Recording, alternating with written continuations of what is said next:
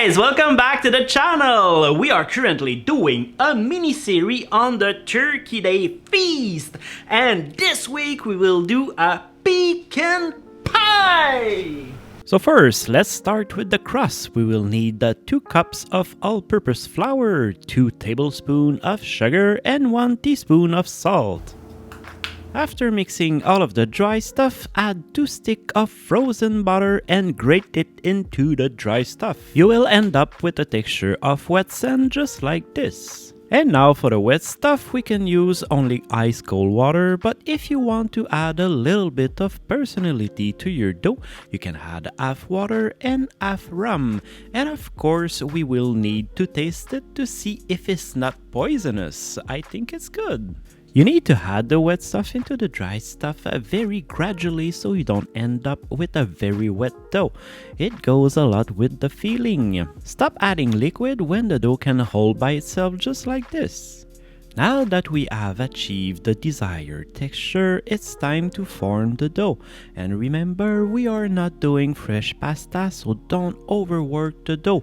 If you do so, you will get the gluten all excited and you will end up with a stiff crust. So roll the dough into a disc, cut it in quarter, stack those quarters on top of each other. Repeat this step 4 to 5 times and you will end up with nice layers of butter. Put your dough into the fridge for at least 30 minutes so it can stay cold and the gluten can relax a little bit.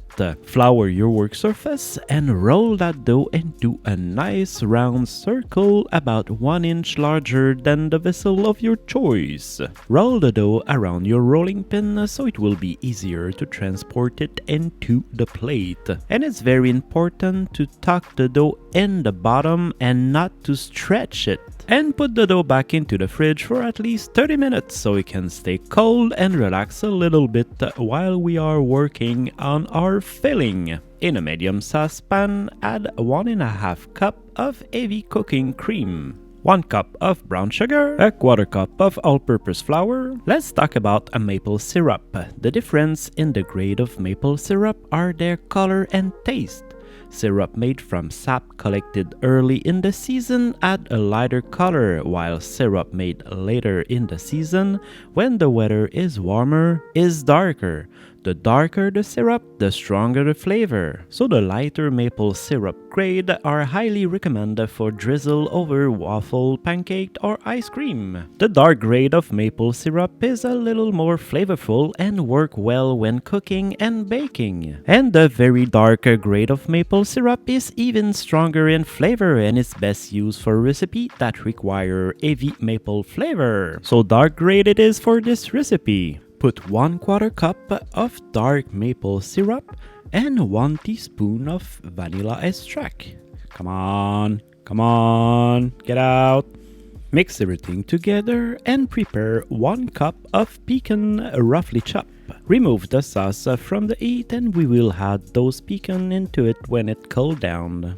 Take your dough from the fridge and remove the excess, and if you want to go extra fancy, you can flute the edge with your finger just like this. Into the already cooled down filling, add 2 whole eggs into it and the 1 cup of pecan roughly chopped we already prepared. And put the filling into that crust, and now it's time to see if you're a patient person. Choose the best looking pecan and align them all around the pie just like that.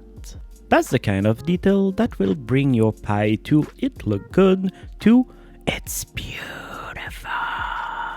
Put it in the oven at 350 for 35 minutes and then let it cool down before eating it. Alright guys, so this is it. We made a delicious pecan pie, so let's cut it and see what's inside. What's inside? I think we know what's inside, but let's see how it looks inside.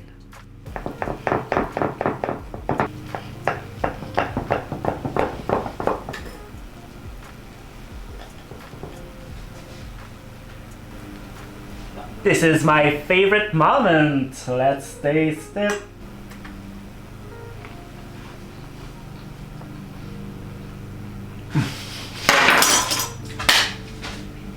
just wow, this is amazing. It's the best thing I put in my mouth this week for sure.